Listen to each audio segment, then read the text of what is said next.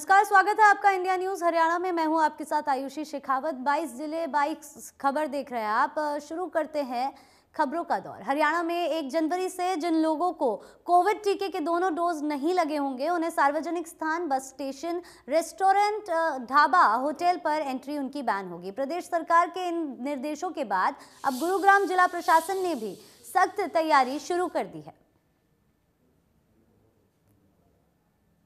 तीसरी लहर के अंदेशे को देखते हुए प्रदेश सरकार द्वारा सख्त आदेश जो हैं वो दिए गए हैं, जिसके तहत अब प्रदेश के किसी भी जिले के अंदर 1 जनवरी से जिन लोगों ने दोनों वैक्सीन नहीं लगवाई उसे किसी तरीके के सार्वजनिक जगहों पर उसके लिए पूरी तरीके से बैन रहेगा। इसी को देखते हुए गुरुग्राम जिला प्रशासन ने भी सख्त आदेश की तैयारी में है।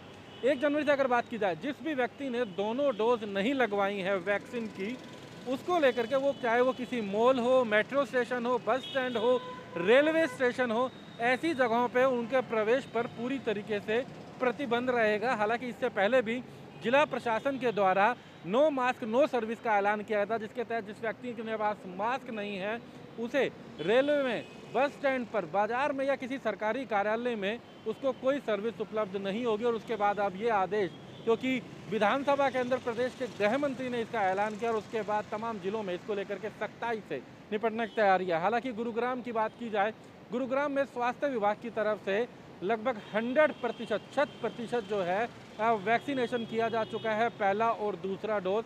लेकिन फिर भी बड़े स्तर पर ऐसे लोग हैं जो दूसरे जिलों से गुरुग्राम में आते हैं और या घूमने आते हैं या कामकाज के लिए आते हैं। उन लोगों ने अगर वैक्सीन की दूसरी डोज नहीं लगाई या गुरुग्राम के भी किसी व्यक्ति ने दोनों डोज नहीं लगाई हैं, तो यदि उसके पास दोनों डोज नहीं है तो 1 जनवरी के बाद उसे malls, metro station, railway station, bus stand, इसके अलावा तमाम सार्वजनिक जगहों पर उसके प्रवेश पर प्रतिबंध लागू रहेगा। गुरुग्राम से दीपक शर्मा, इंडिया न्यूज। सोनीपत के कुंडली स्थित निफ्टेम में केंद्रीय मंत्री प्रहलाद सिंह पटेल ने दौरा किया। निफ्टेम संस्थान में पहुंचने पर राज्य मंत्री प्रहलाद पटेल और सांसद रमेश कौशिक का स्वागत किया गया।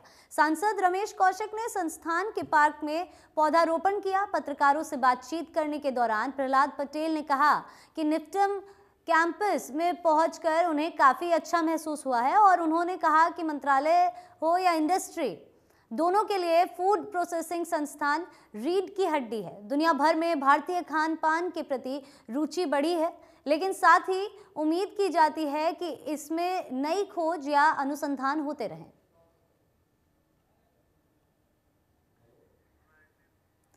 तो निफ्टेम में केंद्रीय मंत्री प्रहलाद सिंह पटेल का दौरा, जहां उनका जोरदार तरीके से स्वागत किया गया और इस कार्यक्रम की तस्वीरें भी यहाँ पर सामने, जहां निफ्टेम में केंद्रीय मंत्री प्रहलाद सिंह पटेल दौरे पर रहे। आज फूड प्रोसेसिंग संस्थान रीढ़ की हड्डी होती है, उन्होंने कहा, और साथ ही उन्होंने कहा कि दुनिया भर में भारतीय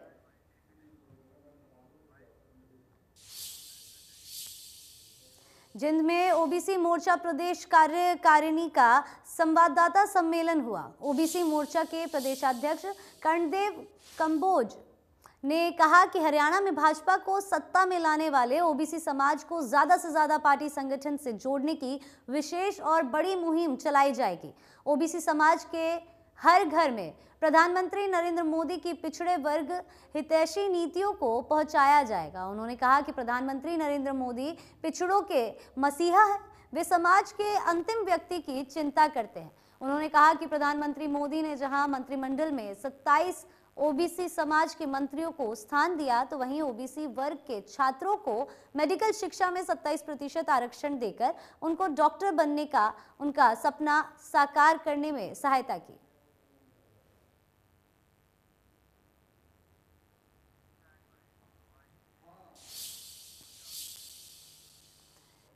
आगे बढ़ते हैं। महम 24 सर्वखाप पंचायत की प्रधान मेहर सिंह नंबरदार की अध्यक्षता में हुई बैठक। 24 सर्वखाप पंचायत ने लड़कियों की शादी की उम्र 18 से 21 साल करने पर जताया ऐतराज।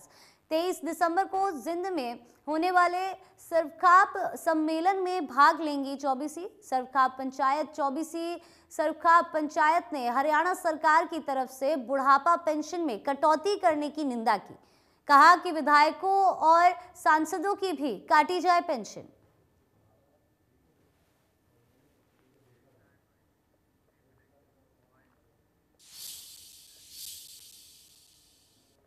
आगे बढ़ते हैं, यमुनानगर में अंबाला से बीजेपी सांसद रत्नलाल कटारिया ने लोकसभा में नियम 377 के तहत बोलते हुए कहा कि अंबाला लोकसभा क्षेत्र में रक्षा उपकरण बनाने वाले उद्योग की स्थापना करने की मांग की।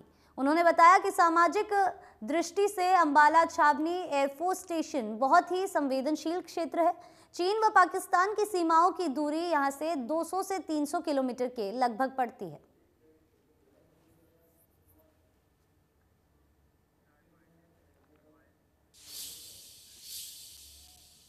आगे बढ़ते हैं, अंबाला में नगर परिषद ने अतिक्रमणकारियों के खिलाफ बड़ी कार्रवाई की। सब्जी मंडी में अवैध तरीके से दुकान चलाने वालों पर कार्रवाई हुई।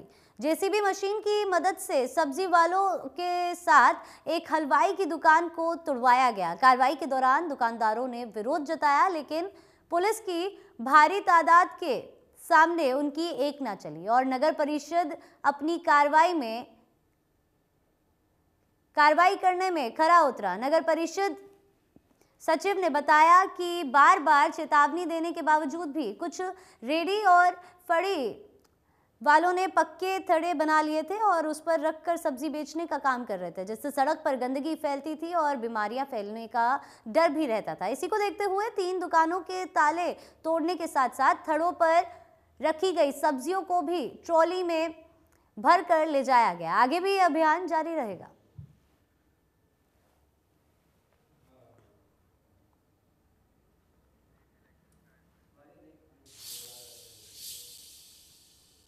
चलिए आगे बढ़ते हैं, पहाड़ों पर हो रही बर्फबारी ने मैदानी इलाकों में ठंड को बढ़ा दिया है। हरियाणा के कई जिलों में सर्दी के सितम ने लोगों को परेशान कर दिया है। कैथल जिले में शीतलहर का प्रकोप जारी है। ठंड की ठिठुरन से बचने के लिए लोग अलाव का सहारा ले रहे हैं।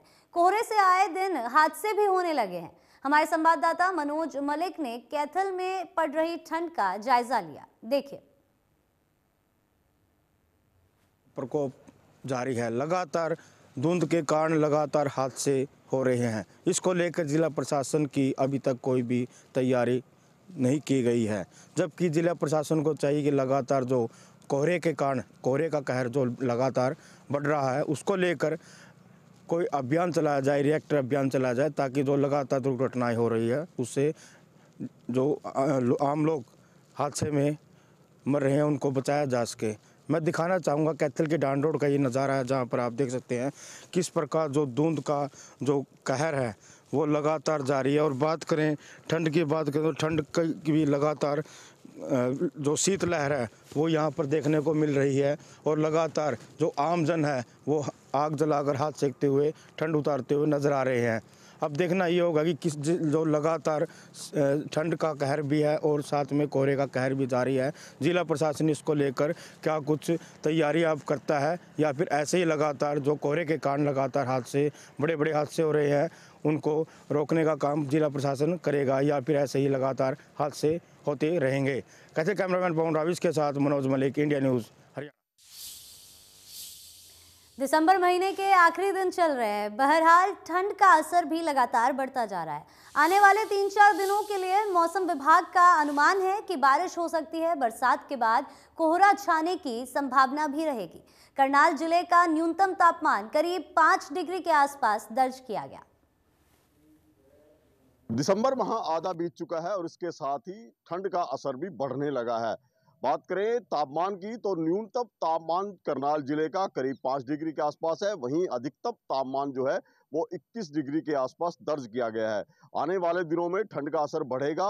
वहीं मौसम विभाग के अनुसार जो जानकारी दी गई है उसके अनुसार आने वाले 3-4 दिनों में बारिश हो सकती है। बारिश के बाद कोहरे का असर भी रहेगा और ठंड का तापमान भी काफी गिरावट में आ सकता है।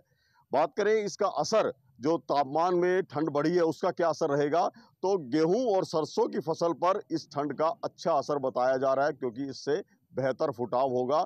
जिस तरह के कृषि विशेषज्ञ बता रहे हैं कि जिस तरह का तापमान चल रहा है वो गेहूं और सरसों की फसल के लिए बेहद माकूल है। ऐसे में जिस तरह से ठंड बढ़ेगी उसके साथ ही फसलों के उत्पादन पर भी इसका असर पड़ेगा। करनाल से महेंद्र सिंह, इंडिया न्यूज़ हरियाणा। चलिए आगे बढ़ते हैं। पानीपत में अवैध कॉलोनियों पर प्रशासनिक अधिकारियों ने शिकंजा कसना शुरू कर दिया है। पानीपत की कालिदास कॉलोनी में अवैध रूप से बनाए जा रहे अवैध मकानों पर प्रशासन ने पीला पंजा चलाया। पानीपत की कालिदास कॉलोनी में शिकायतकर्ता की शिकायत पर आज नगर निगम की टीम स्थानीय डीटीपी अधिकारियों को लेकर मौके पर पहुंची और कॉलोनी में बने अवैध निर्माणों को गिराया गया।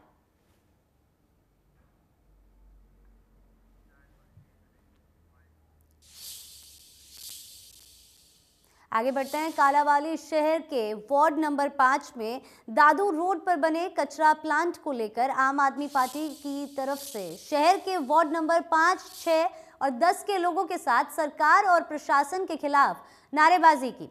इस मौके पर लोगों ने अगुवाई आम आदमी पार्टी के हल्का प्रधान इकबाल सिंह चकेरिया, उप प्रधान जसवंत सिंह जस्सी, शहरी अध्यक्ष महेश आजाद ने कि प्रदर्शनकारी लोगों ने कहा कि एक तरफ केंद्र और प्रदेश की सरकार स्वच्छता को लेकर बड़े बड़े दावे कर रही है और योजनाएं लागू कर रही है और दूसरी ओर रिहायशी इलाके में कचरा प्लांट बना दिया गया है।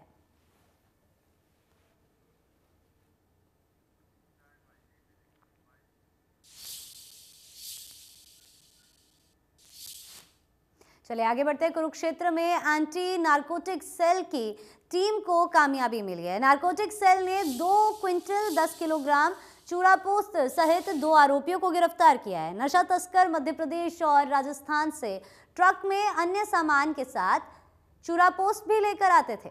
नारकोटिक सेल ने आरोपियों के खिलाफ मामला दर्ज कर जांच यहां पर शुरू कर दी गई है।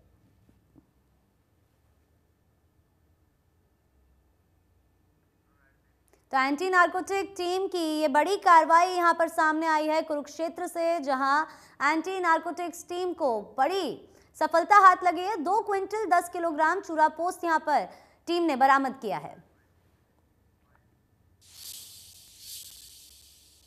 चलिए आगे बढ़ते हैं। बहादुरगढ़ सीआईए पुलिस ने Indian oil corporation limited company की पाइपलाइन से तेल चोरी करने वाले गिरोह के 3 सदस्यों को काबू करने में सफलता हासिल की है।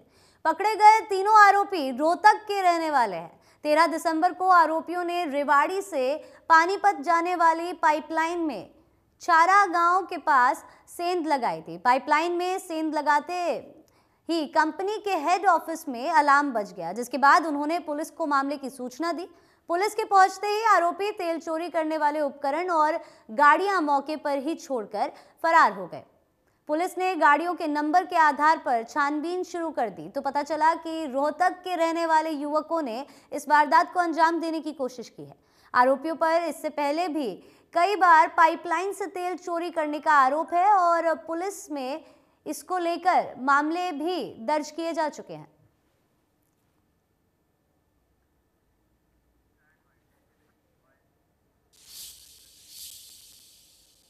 चलिए आगे बढ़ते हैं। पलवल के एमपी और केजीपी इंटरचेंज के नज़दीक एक चलती हुई गाड़ी में आग लग गई। आग से कोई जान का नुकसान नहीं हुआ, ये अच्छी बात है। देखते ही देखते महज 2 मिनट में गाड़ी धू कर जलने लगी। सूचना मिलते ही फायर ब्रिगेड की गाड़ी मौके पर पहुंची और गाड़ी में लगी हुई आग को करीब आधे घंटे की कड़ी मशक्कत के बाद बुझाया गया।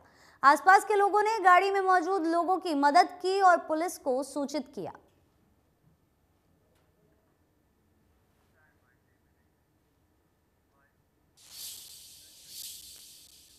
चलिए आगे बढ़ते हैं। फरीदाबाद में क्राइम का ग्राफ लगातार बढ़ता जा रहा है। दिन दहाड़े गोलीबारी और वारदातें रुकने का नाम नहीं ले रहे हैं। फरीदाबाद की सेक्टर 15 की मार्केट में दिन दहाड़े करीब 12 बजे बंदूक की नोक पर केनरा बैंक में बदमाशों ने लूट की वारदात को अंजाम दिया और मौके से फरार हो गए।